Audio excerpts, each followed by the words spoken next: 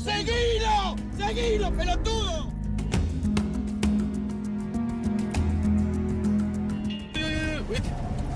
¿Viste? ¡Qué hijo de mil putas!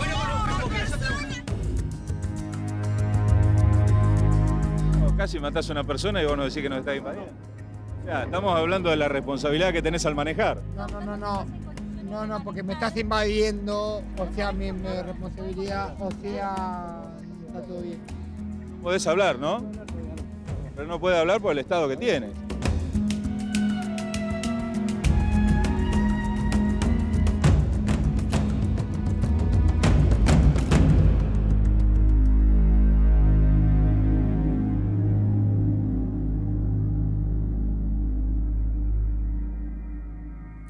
¿Qué tal? Muy buenas noches, bienvenidos a Periodistas. Todos los días, todas las semanas, hablamos y nos horrorizamos de los accidentes viales, de los siniestros, vidas que se pierden, gente que queda herida, familias destrozadas. En la mayoría de los casos, ¿cuánto tiene que ver el alcohol? Números que asustan, 20 muertos por día en accidentes de tránsito en todo el país. Y como les decía, el alcohol que siempre aparece. Y un dato más, para que se den cuenta de cómo nos asustan las estadísticas. Solo un fin de semana largo en la capital federal. Cada 3 horas y media, alguien que estaba ebrio o bajo el efecto de las drogas se sumaba al volante, estaba en la calle. Y con esas personas nos podemos encontrar a diario. Bueno, cuántos números y cuántas cosas vamos a contar hoy, Lili, ¿no? Hay muchas familias que han perdido todo, porque perder a alguien, un ser querido, es perderlo todo. Y lamentablemente muchas veces, por ejemplo, cuando hay un control de alcoholemia, el que tomó tiene reacciones desubicadas, reacciones como estas ocurrieron en Mar del Plata. No lo hago. ¿Quién es el que me obliga? Al negarse. Bueno, tráeme al juez que a mí me obligue. No hay. No, querido, ¿cómo negarme me da positivo? Si yo no hago algo, no me da positivo. Yo lo hago y me da positivo. Decime cómo me da. No tengo nada que ocultar. Pero si yo no tengo nada que ocultar, no quiero hacerlo y no se me interesa hacerlo. ¿Qué me mal? ¿Pero usted tomó o no tomó? Yo me tomé un Fernet con coca, vengo del cumpleaños de mi hijo, cumple 15 años hoy. Un Fernet con coca. Y vos tenés que dar el gusto de estos dejate romper la hueá, hermano. No, nada, son unos vagos de mierda. Eso es lo que son, ¿me entendés? No, flaco las pelotas, flaco nada, no me interesa que seas policía, no me interesa, ¿me entendés? Andá a la villa, andá a las periferias, andá a fijarte eso, ¿me entendés? No, vos estás equivocado. Vos estás equivocado por no tener documentación. No, bueno, no me importa, es mi problema. No cortes, un poco más, ahí está, retira la voz. 0,50 lo permitido para circular, ¿sí? 0,60, usted estás excedido. ¿Sabés que voy a hablar bien? Porque ustedes son unos giles, por eso no les hablo bien. Falté más respeto. Llévame preso y te agarro a piña ahí adentro. Llévame preso. Mira, llévame preso, boludo. Y te agarro a piña ahí adentro. Con los nenes, por favor, ¿Tanto que sos tan policía sos vos? Emergencia de la alcoholemia. Te agarro mano a mano y te rompo todo. Vamos donde quiera. Por favor, pará, paren un poco. Paren un poco. No te vuelta nada. ¡Se voy a matar, hijo de puta! ¡Soltá eso, soltá eso! ¿Vos te parece que no me haces eso? ¡Tu madre! ¡Me voy a descargar un cabrón en tu madre! ¿Eh? ¡Gil de mierda! ¡A vos, pelado, Gil! ¿Es cómo estás sufriendo mis hijos? Bueno, hablame. Que te estoy hablando. ¡Te mato, hijo de puta! ¡Te mato! Y a este hombre no le importó nada, estaba su hijo aparentemente, un chico que le gritaba papá, papá cuando se lo llevaban los policías, no le importó nada. No importa tampoco quién está al volante. Saben que hay algunos famosos que también pasaron por un control y también tuvieron alguna reacción inesperada. ¿Qué pasó? Y no sé, nada, qué sé yo, vengo de comer y... ¿De dónde sos vos? Nada, vengo de comer y debo haber tomado un vasito más de vino, nada más, no, está perfecto. Si no puedo seguir, no puedo seguir. ¿Qué le dijeron ahora? ¿Cuál es el procedimiento? Y nada, que me tengo que dejar el auto, irme a mi casa, tomarme un remis y después mañana ir a Barraca a buscar el auto. Es la primera vez que me pasa, pero está bueno, está bien. ¿Le parecen bien estos controles? Y sí, yo supongo que están bien, sí. ¿En estos casos que le hicieron? ¿Retención del registro? No, me devolvieron mi documento, yo pedí mis documentos y estoy esperando que me lleve la grúa del auto y mañana iré a buscarlo a Barraca. Es un plomazo, pero bueno. ¿Cuánto le dio en el nivel cuando le hicieron el control? No sé, no me acuerdo, pero evidentemente me dio más de lo permitido, qué sé yo. Venía de pasar una noche tranquila, de cenar. Venía de comer con mi mujer y un matrimonio amigo, nada más. No. Y por supuesto la comida hay que bajarla con un vinito, ¿no?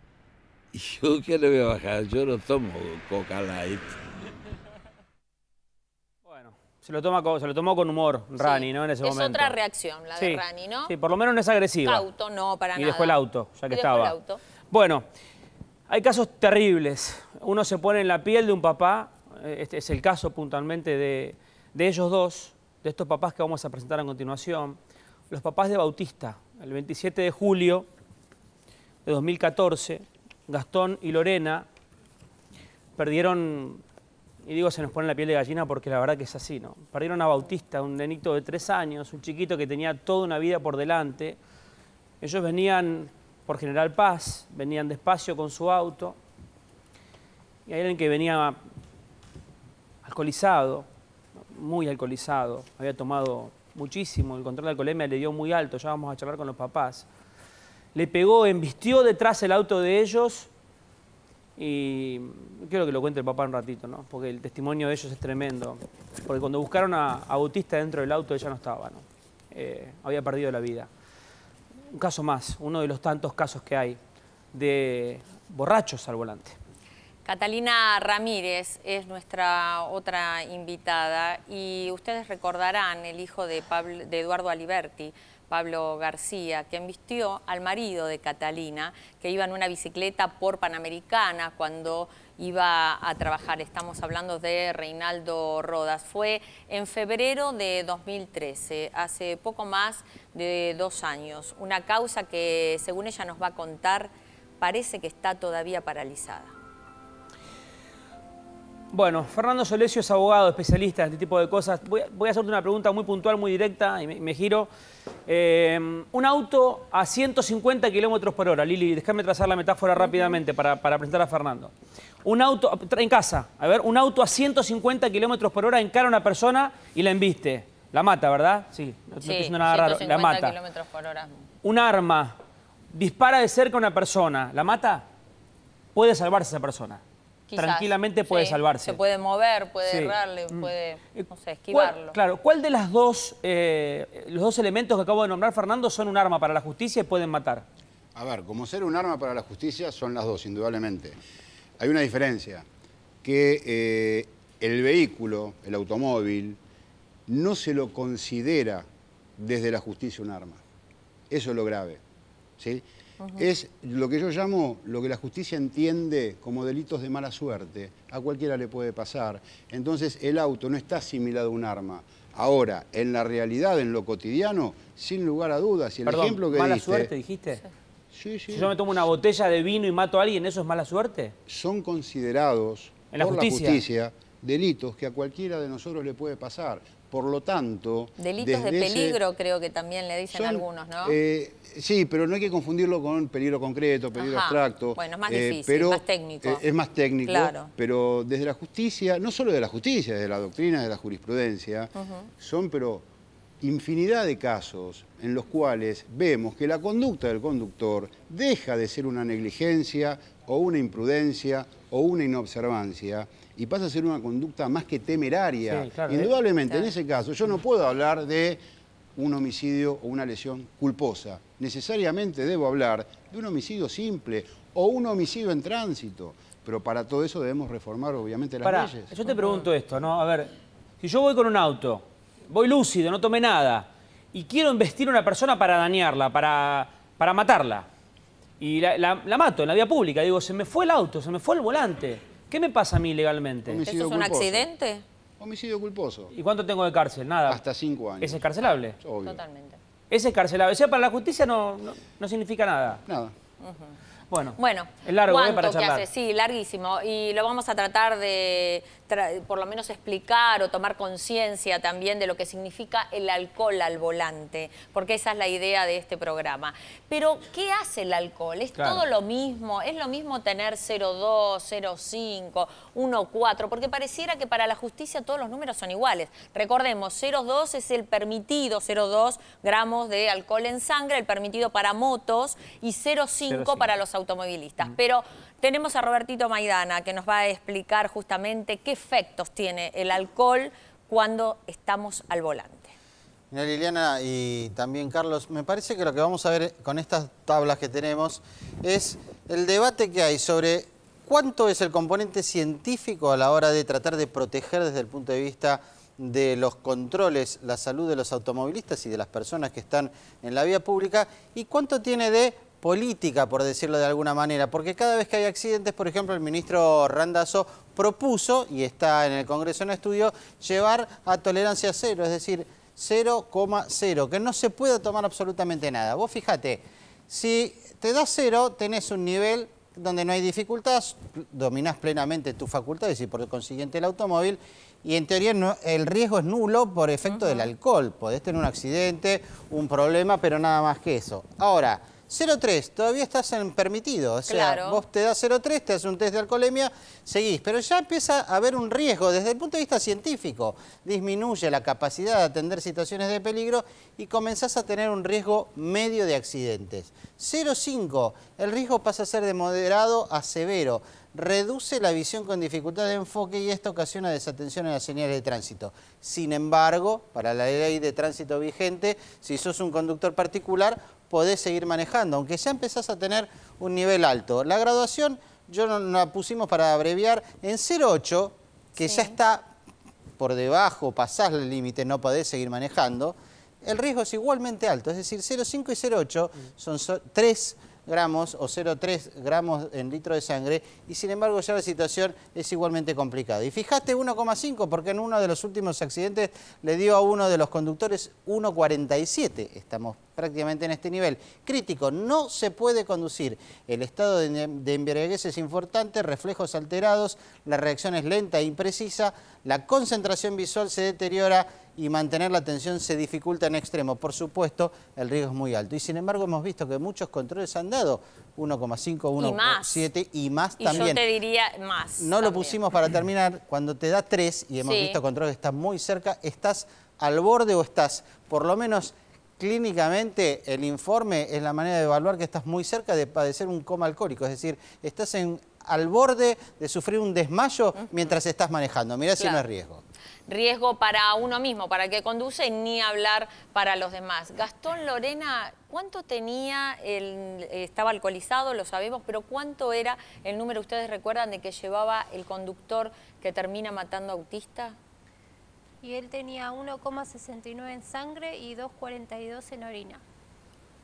Otra vez, a ver. 1,69 en sangre, 3 horas después de habernos chocado a nosotros. O sea, 3 horas después. 3 horas después. No podemos imaginar cómo estaba ese hombre cuando los choca a ustedes en General Paz y San Martín. Sí. En más de 2 seguro. seguro. La muerte de Bautista. En más de 2, digamos, ellos están diciendo 1,69 3 horas después. 3 horas después. 3 horas después del accidente. Seguramente tenía más de 2. Y digamos que en sangre siempre da más que en orina, ¿no? Por eso se hablan de estos dos números que... A ver, sí, decimos. El hecho pasó a las 8 de la mañana y a él les trajeron la sangre a las 11 de la mañana. Claro. Ajá. Para recordar rápidamente cómo fue el accidente. Nosotros veníamos por General Paz, sentido Riachuelo. Íbamos en una caravana donde mi hijo más grande, Santiago, competía en taekwondo, íbamos para San Justo y nosotros veníamos últimos en la caravana. A la altura del puente San Martín sentimos una explosión terrible, el auto que empieza a dar vuelta, los vidrios que estallaron todos y parecía que no paraba del auto, no paraba de dar trompos. Era ¿Y algo, ustedes también salieron despedidos? Qué pasaba, no sabíamos. Claro. No, nosotros nos golpeamos adentro del auto, pero no alcanzamos a salir despedidos.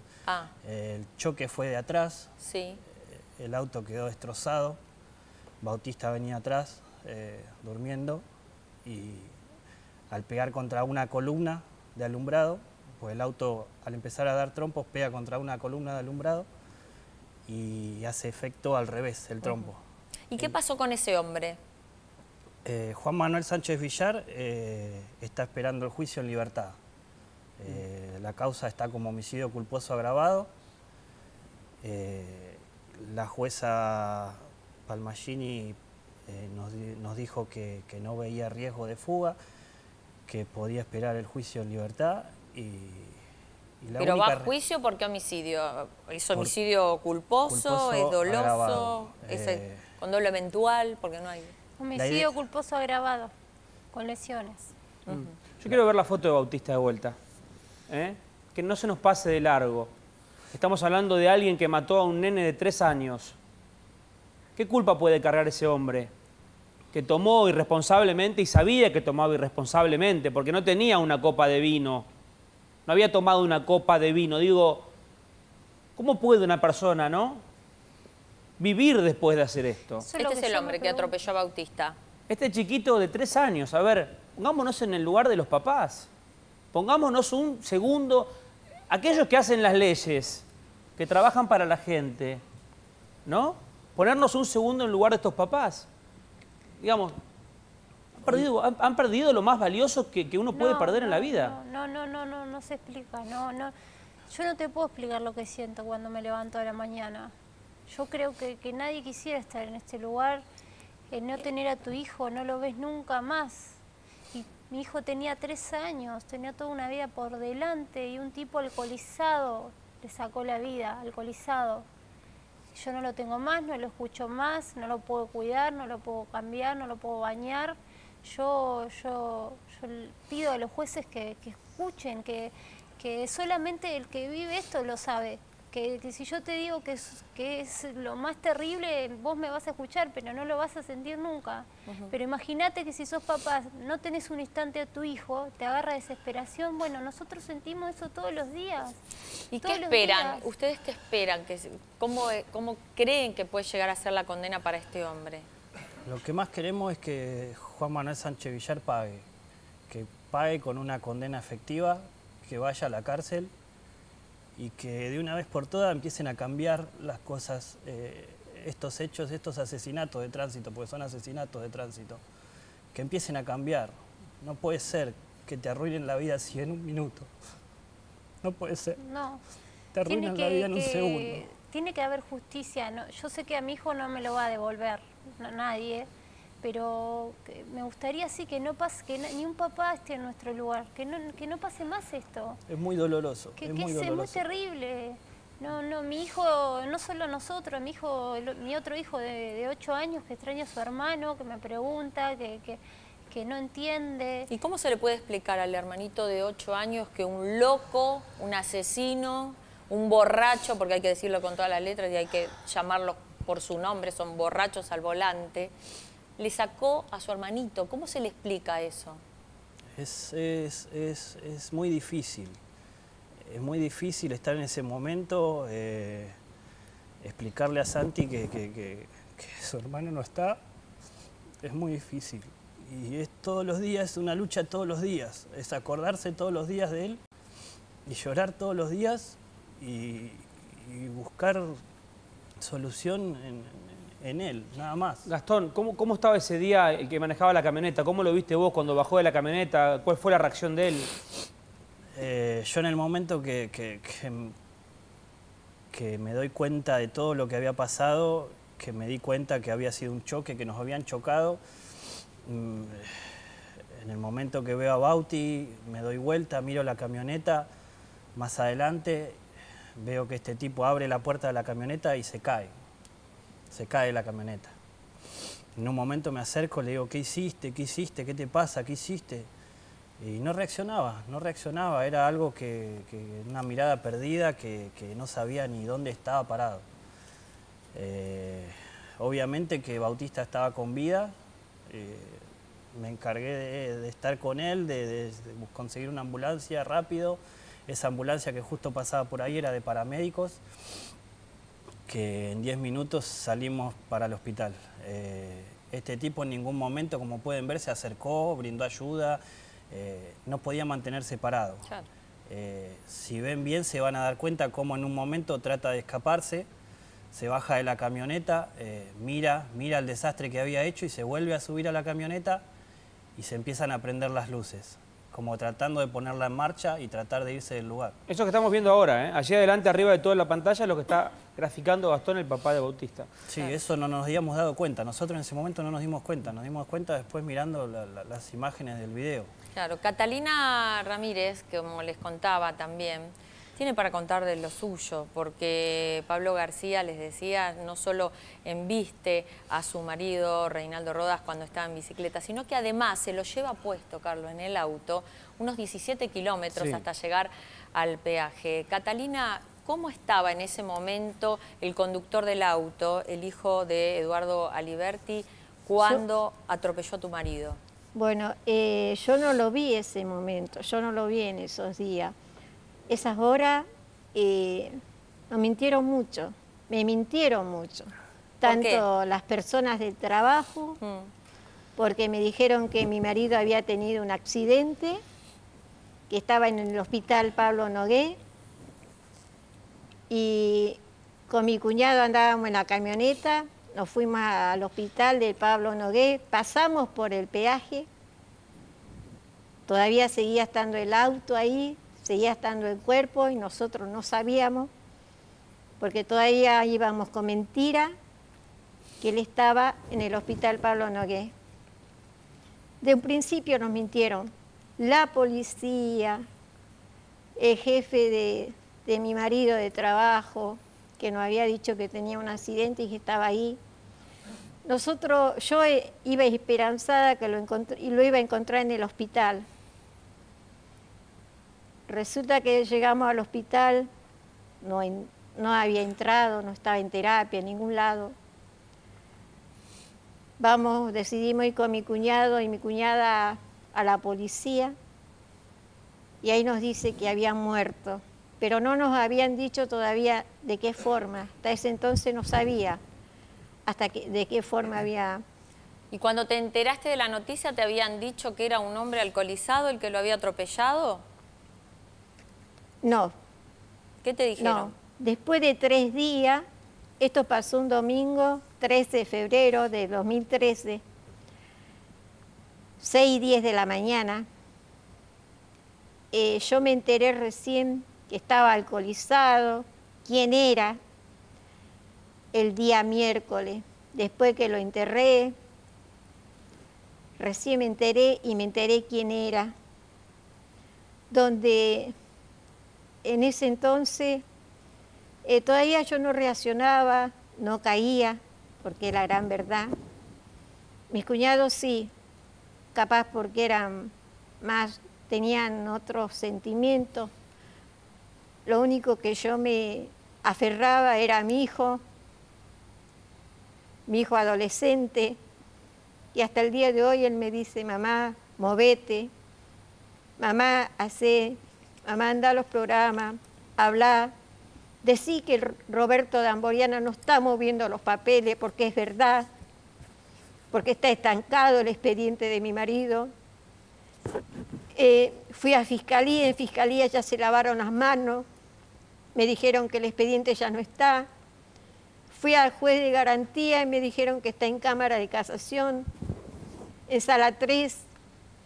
O sea, yo me estoy enterando de las cosas que está pasando en el expediente de mi marido por mis propios medios, no por mi abogado. Catalina, disculpe, porque es grave lo que está diciendo, pero quiero preguntarle algo que se nos está escapando.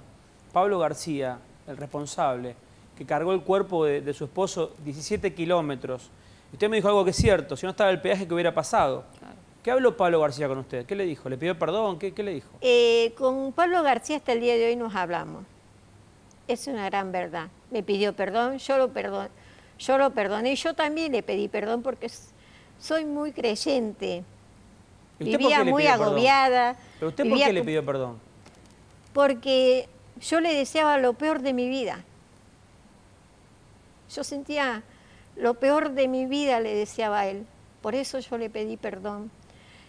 Fue un alivio grande para mí. Doy gracias a Dios que lo conozco al Señor, que Él es mi sostén, que hasta el día de hoy incluso me mandó un mensaje preguntándome cómo estaba mi hijo, cómo estábamos nosotros.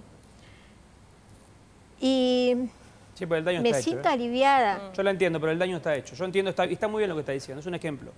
Es un ejemplo. Denos un segundito nada Sí, más. ahora vamos a ver Catalina. cómo sigue la causa Sí, sí. de ella, porque evidentemente hay algunos retrasos. Pero vamos a ver un minutito nada más, Catalina, porque estamos trabajando en vivo con Cristian Balbo en un control de alcoholemia en la ciudad. Esto es Godoy Cruz y Paraguay, en vivo. ¿Qué tal, Cristian? Buenas noches. ¿Qué tal? Buenas noches, Liliana, Carlos. El cuerpo de tránsito, control de alcoholemia. Y claro, vemos una situación inédita y complicada, por cierto, porque la señora que ven en pantalla se niega a que le realicen el control de alcoholemia. Por eso le van a retener el registro y el vehículo. Se sabe que en estos controles el nivel de alcohol en sangre tiene que ser menor a 0,50. La señora hace varios minutos que se encuentra aquí, la vemos muy angustiada. Señora, ¿por qué no permite que le hagan el control de alcoholemia? No, yo permití, pero lo que pasa es que mi esposo está con un cáncer, señor. Yo estoy viviendo una situación muy especial. Pero permita, póngase la boquilla, es un segundo y sigue viaje con su marido. Es una situación dramática lo que usted me está contando, pero ¿por qué no puede? Me puse, pero no tengo fuerza porque estoy desesperada con esta situación. Cuando llego, no llego más. Pero a ver, señora, usted está con su vehículo, está con su marido. Lo único que tiene que hacer es simplemente colocarse la boquilla, soplar. Es que me soplé, me hicieron el favor de varias veces, pero no llego a hacer todo, señor, porque estoy muy angustiada, estoy viviendo. ¿Le informaron cuál es el proceder? Que ahora le van a retener el vehículo, el registro. Yo no quiero, necesito. ¿Cómo se va a proceder con la señora? Disculpe, porque la señora dice que está desesperada, que ella se hizo el control de alcoholemia. La señora está sometida para un control de alcoholemia, el cual no lo puede realizar. No lo quiere realizar. Nosotros lo que proponemos, pero ella se siente nerviosa en este momento, esperamos un tiempo considerable y volvemos a hacer una prueba. Pero si volvemos a hacer, lo hacemos, señora, si volvemos a hacer la prueba y ella no sopla, no hace el control correspondiente, estamos obligados a seguir con el procedimiento. ¿El procedimiento cuál es? ¿Retenerle el registro y el vehículo? Retener el vehículo, ella no está en condiciones de Vivo en Villa Ballester, señor, mi marido puede manejar hasta mi casa, yo no me puedo ir de acá a Ballester. ¿En qué me voy? Y con todo lo que estoy... ¿Brinda algún servicio de transporte a la señora en el caso de que le retengan el vehículo? ¿Hay un servicio de transporte? No, en caso que el control dé positivo o en caso de que una persona se niega a someterse al control... No me negué. Estoy hablando de un ejemplo. Estoy hablando de un ejemplo, lo que me pregunta es un ejemplo. Nosotros retenemos el vehículo y la persona se dirige a su destino después por sus propios medios. ¿El vehículo lo lleva a una playa en Aeroparque? Sí, en Sarmiento y Costanera, enfrente no al... puedo ir ahí a retirarlo hoy mismo. No, señora. Si me aguarda, nosotros ahora hacemos un tiempo considerable para que usted se tranquilice y volvemos a hacer el control. El vehículo recién lo tendría que retirar mañana en el caso de que se lo lleve el remolque. En caso que da positivo o que se niega al control, sí, el vehículo... No se niega. Ya interviene una fiscalía. Hablo de un caso en general, no hablo de un Una caso... contravención en el caso de que es positivo. En caso positivo, sí, es una Cristian. Usted asegura que no ingirió alcohol, señora. No, yo tomé cerveza. ¿Usted tomó cerveza? Tomé cerveza. Bueno, sí, es sí, alcohol, yo no pero digo la que no. cerveza es Cuando alcohol, me Cristian. dieron lo primero, ahí dio el alcohol. Lo que no tengo Perdón, es Liliana, fuerza para la pipeta. La señora reconoce que tomó cerveza, Claro. dice Sí. que no tiene fuerza para la pipeta, Sí. manifiesta el problema de salud que tiene su marido que la estaba Pero acompañando. ¿cuánta cerveza tomó, Cris? ¿Cuánta cerveza tomó la señora, Cristian? Bueno, ¿y cuánta fuerza ¿Cuánta se cerveza necesita? tomó, me ¿Se necesita pregunta tanta fuerza? Liliana Caruso y Carlos Salerno desde el piso. Creo que dos vasos chiquitos así. 2 vasos de cerveza. Claro. Y ella venía manejando, ¿Que ¿no? le hagan el control de alcoholemia aquí mismo? Sí, pero no tengo... Usted venía manejando, sí, la señora venía manejando. La señora dice que está muy angustiada, ella venía manejando. El marido, lo pueden ver, está en el vehículo está estacionado, siguen haciendo controles de alcoholemia. La señora va a tener... Además sufro de ataques de pánico y tengo miedo que me digan. ¿Hay una asistencia para la señora A ver, en este lugar? la señora está ¿Asistencia diciendo médica además- o psicológica? Se llama un SAME de inmediato, si ella lo solicita, si nosotros vemos que ella lo necesita, lo pedimos. ¿Tiene asistencia en este No, momento? en este momento no. Es tratar de calmarla ahora, ¿sí? El primer paso es que usted se tranquilice. paso, la señora. integridad de No ella. puede seguir manejando en este estado. En este momento Pero el mi auto... esposo puede No, señora, manejar, en este por favor, señor. En este momento el auto fue detenido de una manera totalmente azarosa, ¿sí? La que manejaba era la señora, la que se somete al control de la señora. Por más que yo veo Cristian, que legalmente. viene acompañada de 3 más. El marido. no importa, la que venía manejando... A ver, legalmente, Cristian, pregunto, y vamos a aprovechar, al fiscal general de la Ciudad de Buenos Aires para preguntarle a Martín Ocampo puntualmente. Gracias por venir. Buenas noches, sé que estabas en un compromiso. La señora está contando, estamos en el móvil en vivo y acaba de ocurrir una situación. La señora viene de comer con su marido, se tomó 2 vasos de cerveza y no puede soplar para el control de alcoholemia. La señora lo que argumenta que tiene a su esposo con cáncer adentro del auto y que ella sufre ataques de pánico y demás. ¿Cómo se procede en este momento? ¿Ella puede dejar que su marido conduzca y se lleve el auto o no? Si el marido está en condiciones de manejar, sí, puede manejar el auto. Lo que tiene que someterse es al control. ¿Al control sí o sí? Ella dice que no tiene fuerza y si no se somete al control va a tener la misma sanción como que si se hubiera sometido y le hubiera dado positivo.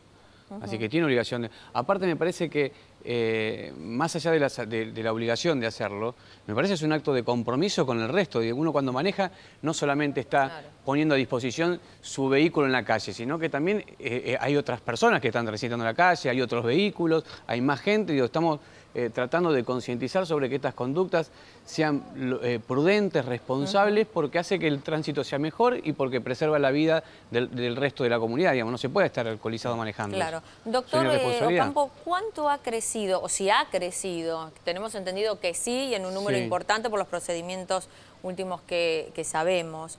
Pero, ¿cuánto ha crecido? ¿Hay alguna cifra para determinar cómo ha sido esta evolución? ¿Tomamos conciencia o no tomamos conciencia de lo que estamos haciendo cuando nos ponemos al volante? Sí, nosotros tenemos estadísticas, incluso estas semanas hemos sacado en los fines de semana largos, tanto en el de Semana Santa como en el anterior, comparando con los mismos fines de semana largos del año pasado, y nos ha crecido la cantidad de resultados positivos en los test de alcoholemia. Y también, si uno compara el 2013 con el 2014, también vemos un crecimiento. Hay un número, Ojo. Creo, había un 50% por lo menos en el 50%, yo me acuerdo del fin de semana del 24 de marzo, creo, ¿no? 50%. doble. Cada 3 horas y media un conductor al volante. De cantidad de denuncias. Pero también uno tiene que...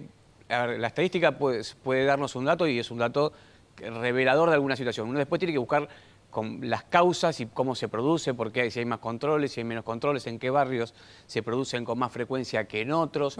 Y lo que nosotros hemos detectado también es que la cantidad viene acompañado de un proceso de control que es cada vez más exhaustivo por la ciudad. Es decir, hay más cantidad de controles y eso lógicamente trae aparejado también mayor cantidad de infracciones.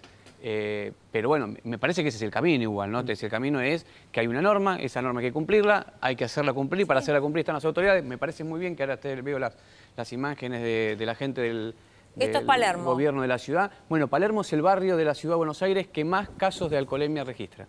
Un segundo, Campo, lo molesto y ya volvemos con usted. Pero quiero preguntarle a Cristian si podemos tener en vivo con la señora. ¿Se hizo el control de vuelta, el test de alcoholemia, Cristian, o no? Va a hacerse el control. Sí, a ver, se lo va a hacer en estos momentos. A ver, vamos a verlo. Se va a someter al control de alcoholemia. Dale vos. Vemos cómo retira la pipeta de la bolsa. La colocan en estos momentos en el aparato para ver el dosaje de alcohol en sangre, que tiene que ser inferior a 0,50. A ver qué le dice la chica, Cris. Fuerte y relajado, ¿sí? Para que no se ponga nerviosa y no se le corte el soplido. Son alrededor de entre 7 y 8 segundos, ¿sí? Que tiene que mantener la respiración y soplar fuerte y continuo, ¿sí? Cuando usted quiera.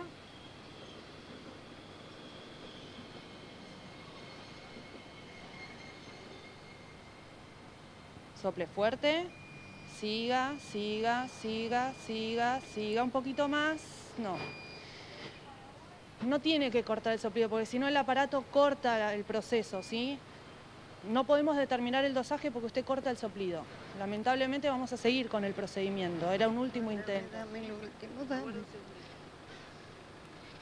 La señora dice que se queda sin aire, ¿no? Sí, por eso no puede soplar porque está nerviosa por toda la aire, situación. La señora que está muy viviendo. nerviosa y sí.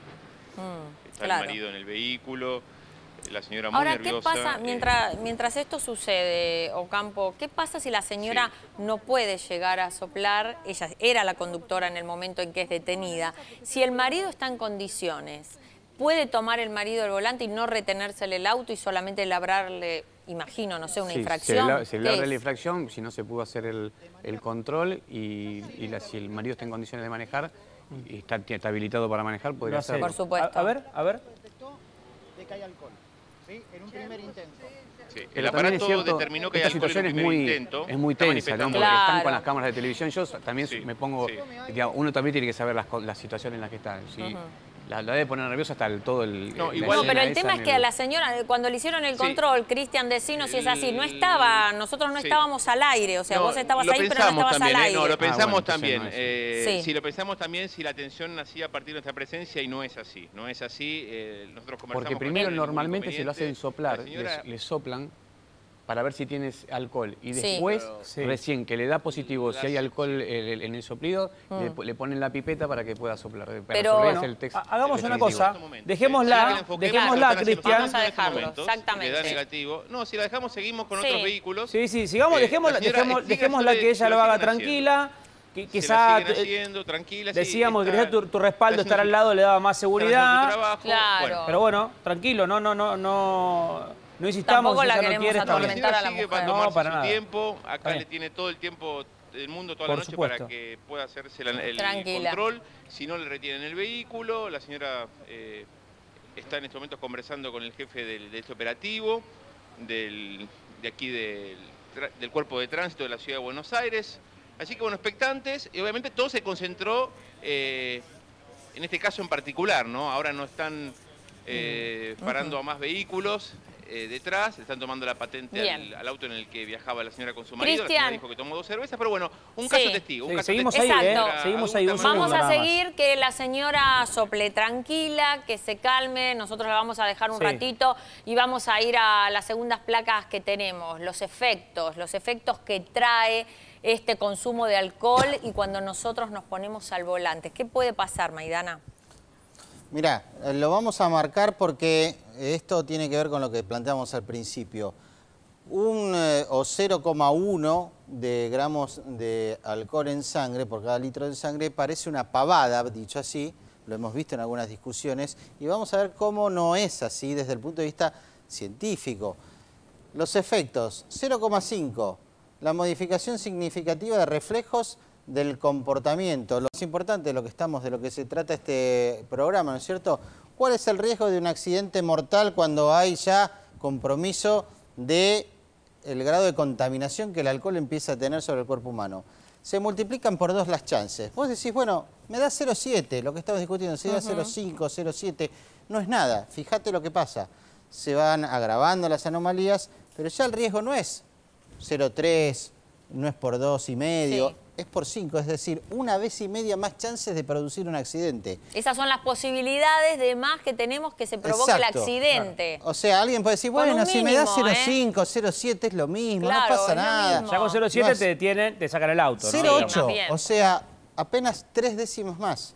Agravación, siguen de las anomalías, pero ya es por 10. O sea, da el riesgo original de un accidente mortal además. Se multiplica por 5, ya tenés 10 veces más las chances. 1,2, comienzo de la ebriedad, por 35. Terrible. La multiplicación de las chances de sufrir un accidente mortal. Y ya con punto 2, ebriedad confirmada, por 80. Imagínate, ya es verdaderamente lo que vos planteabas al principio, Carlos, es la comparación que uno puede hacer con un arma, un vehículo manejado por alguien que no está en condiciones de seguir manejando. Bueno, rápidamente y para cerrar, primero con los papás de Bautista y agradecerles que hayan venido. Estaba mostrando, Roberto, que las posibilidades, si no me equivoco, Robert, es por 30, ¿no? Me decías el 1,2. 1,2, 30. Ellos decían que 1,69 le dio a esta persona que los embistió y mató a su hijo. Ahí y 2 en sangre, o sea, 80 veces más. Con esto se resume un poco, ¿no, Gastón? Sí, 1,69 le dio 3 horas después. Sí, 3 horas después. 3 horas después, ni hablar. 3 horas después. Tenés razón. Bueno, ¿para cuándo es el juicio, Todavía Gastón, no tenemos fecha. No tienen fecha. No tenemos fecha. El juicio está encaminado. El tribunal que va a actuar va a ser el Tribunal Oral número 9. Los jueces son Fernando Ramírez, Ana Dieta y Jorge Güemas. ¿Alguna vez lo tuviste cara a cara a este hombre? ¿Pudiste hablar con él? No. ¿Nunca hablaste con él? No. ¿Nunca? No. ¿Te quedan cosas por decirle, imagino yo? Preguntarle, ¿por qué, por lo menos? Calculo que no quiero tenerlo cara a cara. No quiero tenerlo cara a cara. Este tipo nos destrozó la vida. Y quiero que la justicia lo haga pagar. Claro. Que la justicia... Catalina... Dice, sí, decinos. Me gustaría que sea un ejemplo, que la condena de Juan Manuel Sancho Villar sea un ejemplo. Y que sienta un precedente también. Para ¿no? toda esta gente que se niega a hacer el control de alcoholemia, para toda esta gente que no sabe lo que es estar de este lado. Claro, no entienden quizás, ¿no? Pareciera que no comprenden lo grave que es esto que estamos contando, lo que puede pasar.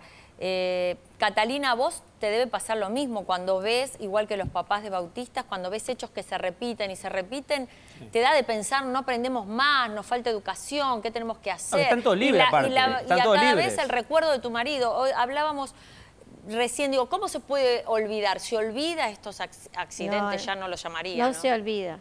Uno se acostumbra a vivir con el dolor. Eso sí.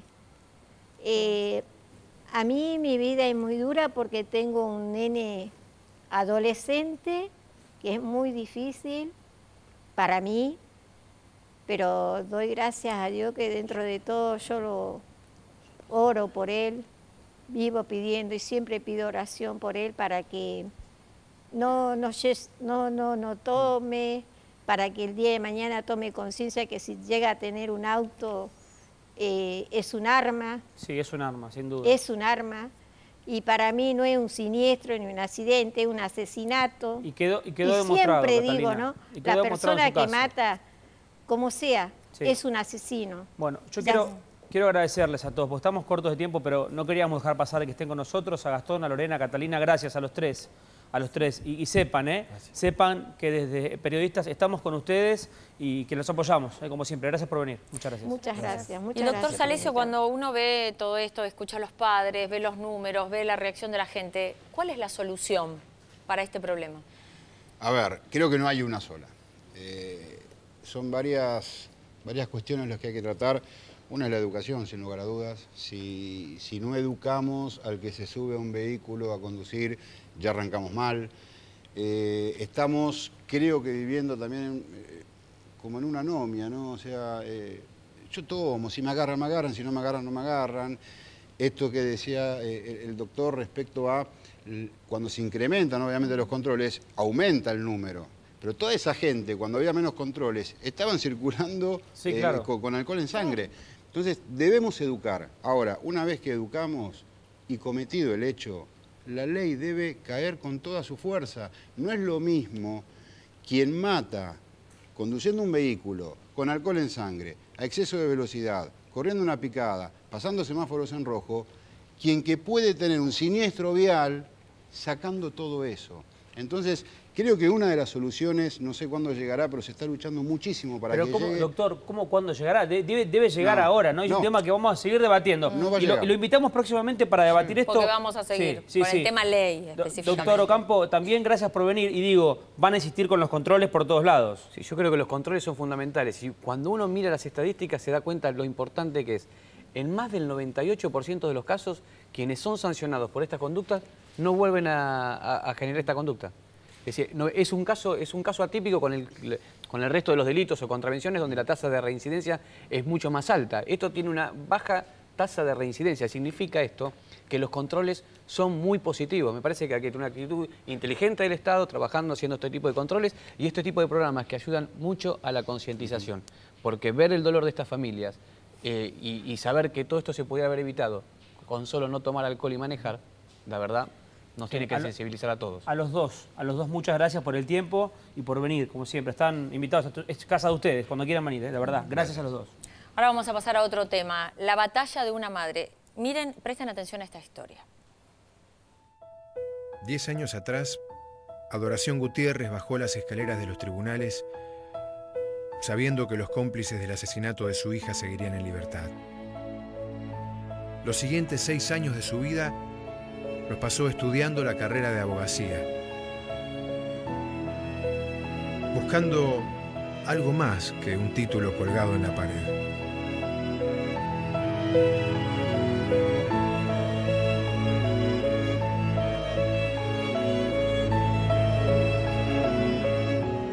A los 55 años, la doctora Gutiérrez acaba de lograr que se reabra la causa. Es una madre por su lucha, una abogada por justicia, es adoración por su hija.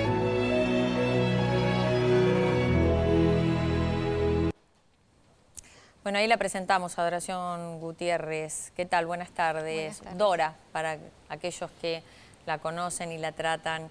Dora, la pelea tuya por buscar justicia, primero por María Laura, tu hija, que recordemos fue asesinada en 2000, una chica que sufrió demasiado. Le tendieron una trampa, le dijeron que le tenían que contar algo sobre su novio.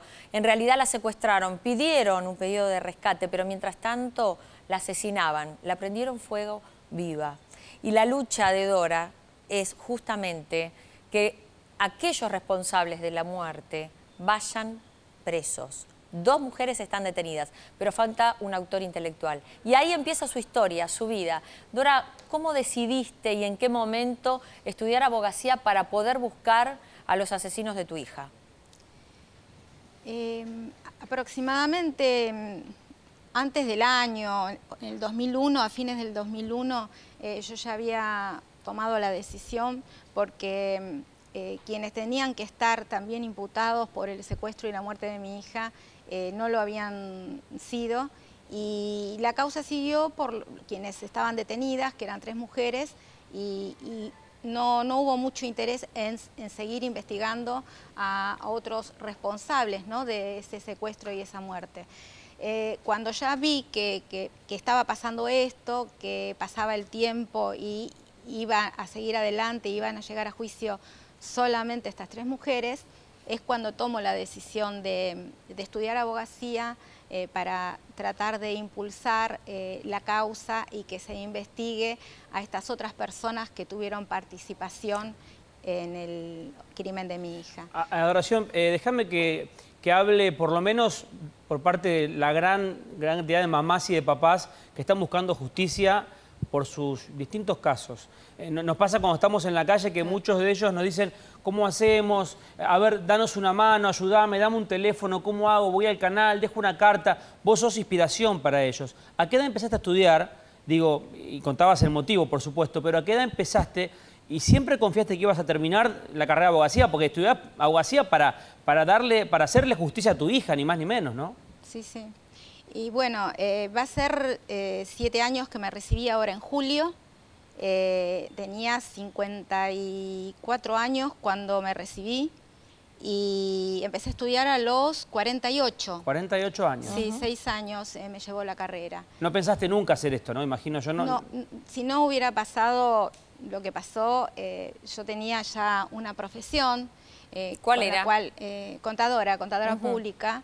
Me recibí cuando, cuando tenía 24 años, estando embarazada de mi hija, de María Laura. De María Laura, justamente. Sí, sí. María Laura tenía 22 años nada más. Sí, había cumplido hacía una semana los 22 años. Y bueno, tomé esta decisión que después me sirvió también para poder estar ayudando a otras mamás y colaborando en otras causas, porque la verdad que vi que era bastante común que hubiera muchas causas que no tenían justicia, que quedaban impunes, que no eran recibidas en fiscalía, que las causas eran archivadas. La verdad que prescribían, porque la tuya estuvo a punto de prescribir, porque estamos hablando de un asesinato del 2000. Sí. Y estamos en 2015 años y seguimos hablando. Claro. Se cortó la prescripción justamente porque a través de esta segunda investigación que se hizo después del primer juicio oral, en el que tendrían que haber sido juzgados todos los intervinientes, bueno, estos que faltaban van a juicio recién ahora. Se les tomó indagatoria en el año 2010, lo cual cortó la prescripción y bueno, van a llegar a juicio ya hace un año que se elevó a juicio, los defensores fueron apelando y hasta que la Cámara de Apelaciones resolvió rechazar los pedidos de Y en todo ese periodo que vos estás hablando de lucha, de estudio, de cambiar la vida, de buscar justicia, de buscar a los culpables, de tratar de que no se vayan del país, porque uno de los instigadores para vos es el novio o el exnovio de María Laura, que es un médico que todavía sigue ejerciendo de nacionalidad peruana. Digo, ¿Sigue trabajando? Sigue trabajando, sí. Ahora nos va a contar igual de él. Pero digo, yo estoy pensando, Carlos, ¿cómo transcurre la vida dentro de ese periodo de lucha constante? ¿Cómo se vive? ¿Qué se hace? ¿Uno siente que todos los días que se levanta tiene que volver a pelear, a buscar elementos? ¿Cómo es esa búsqueda? Es así, tal cual, es el día a día, cada día tomar fuerza para levantarse, para el motivo, la motivación era mi hija, que tuviera justicia y el estudiar y el llegar a recibirme, que fue duro poder estudiar porque con esta carga claro, no era fácil, pero bueno, lo pude conseguir. Yo creo que el ansia de justicia por mi hija me dio esa fuerza y en ese camino también conocí a otras madres que me ayudaron un montón. Formé parte de una ONG, AVICE, Asociación de Víctimas de la Impunidad Sin Esclarecer. Me contuvieron muchísimo esas mamás también, que eran causas anteriores por sus hijos, anteriores a la de mi hija. Recibida ya de abogada, comencé a trabajar en asistencia a las víctimas y bueno, y eso me dio fuerza para seguir, porque me da un motivo. María Laura era mi única hija. Claro, ese detalle que no es menor, que era tu única hija, ¿no? Era mi única hija. Y tampoco voy a tener nietos, ¿no? Porque es así, o sea, mi familia quedé yo sola, digamos. En lo que es el núcleo familiar. Tengo a mi mamá y mi hermana, pero bueno, me cortaron pero la nueva posibilidad. familia que vos habías constituido, de tu marido, incluso deshecha. tuviste otros problemas con otras chiquitas que también lamentablemente falleció. Digo, tu vida no fue fácil. Cargaste con la pérdida de otro hijo. Después María Laura, cuando parecía que todo estaba encaminado, se encuentra con estas personas, porque hay que hablar... por decirle personas, ¿no? Realmente. Animales casi, te diría, porque quisieron primero descuartizarla, después quemarla. Digo, totalmente una agresividad, digo, a mí no me entran las palabras porque no puedo pensar la situación, Carlos. Sí, aparte yo creo que... Digo, como ella está en pie, ¿no? Buscando la justicia. Con lo que está contando Lili, digo, vos ya planeabas más disfrutar de los nietos que otra cosa, porque tu vida ya estaba hecha, tu hija tenía 22 años, digamos, pensabas más en ser abuela que en otra cosa en ese momento, imagino. Exactamente. Y bueno, la vida dio un vuelco muy grande. Es muy doloroso, es como dijeron acá los papás, el dolor está siempre, pero bueno, uno cada día se levanta y toma fuerzas, y a mí me dio mucha fuerza este camino de llegar a que realmente en un nuevo debate se juzgue a los demás cómplices, ¿no?, que intervinieron en esto. Pero también me dio fuerza y me da fuerza cada día mi trabajo, el sentir que puedo, poquito o mucho, acompañar o ayudar a otras familias, a otras mamás que pasaron por situaciones el dolor tan convertido terribles. En lucha, diríamos. Exactamente. Y bueno... Por vos y por los demás. Sí, sí.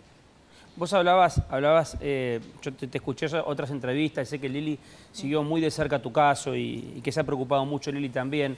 Hablabas de que hoy te toca vivir a vos una condena a cadena perpetua. Te escuché decir varias veces. ¿En qué sentido? Es que, bueno, es metafóricamente es así. También acá lo dijeron los papás. Nosotros hasta el día que dejemos de estar en este mundo vamos a tener el dolor de la pérdida de nuestro hijo, el no tenerlos con nosotros. Esa es la realidad.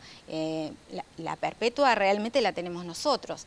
Y ellos, bueno, con suerte, las dos mujeres que fueron las autoras materiales, la tercera fue absuelta, que fue la que estaba embarazada y la utilizaron de señuelo para darle esta historia y secuestrarla. Estas dos mujeres no están presas, ya tienen libertad condicional. Y el que era el médico que era el novio de mi hija y que en realidad le había mentido y seguía siendo el concubino de la asesina de Lida Di Sopra, va a llegar en libertad al juicio, porque está en libertad, está trabajando como médico. Lo nombraron en una unidad de pronta atención de González Catán como médico, teniendo una causa y estando imputado en una causa, porque bueno, se considera que es inocente hasta que en un debate se diga lo contrario. Claro. Pero bueno, él está trabajando, teniendo una causa y un prontuario, estando elevada la causa a juicio oral, o sea que está procesado. Ya y este año va a esperando juicio, la no fecha. estamos hablando, este año va a juicio. Ya tenemos tribunales, el Tribunal Oral número 3 de La Plata. Yo ofrecí prueba hace 20 días, ahora está en la etapa de ofrecimiento de prueba de las defensas y luego se pondrá la fecha para el juicio. No sé si va a ser este año, mi deseo es que sí, porque han fallecido varios testigos. Con el tiempo que ha pasado, que ya va para 15 años, la memoria de los testigos sí. A ver, es pará. muy difícil. Esto fue, claro, noviembre del año 2000, para que se den una idea. Noviembre del año 2000. Ustedes dicen, ¿cómo hay un juicio en 2015? Sí, hay un juicio porque una mamá estudió, se capacitó para defender a su hija. Y gracias a eso, hoy hay un juicio. Este año hay un juicio. Hay un juicio. Va a ir este médico y su hija, ¿no? ¿No es así? Su hija, que era amiga de mi hija, que era quienes manipulaban a mi hija y sabían del tema de que había un dinero, un plazo fijo por la venta de la propiedad, de nuestra propiedad. Así que bueno, más una tercera persona que fue quien tuvo una participación secundaria porque hizo el traslado de los autos y otras tareas de ayuda, ¿no? Pero bueno, además esta persona está como cuidador, de alguna manera, de la libertad condicional de una de las autoras materiales del homicidio de mi hija, de la que la cortó, la quiso descuartizar y la quemó.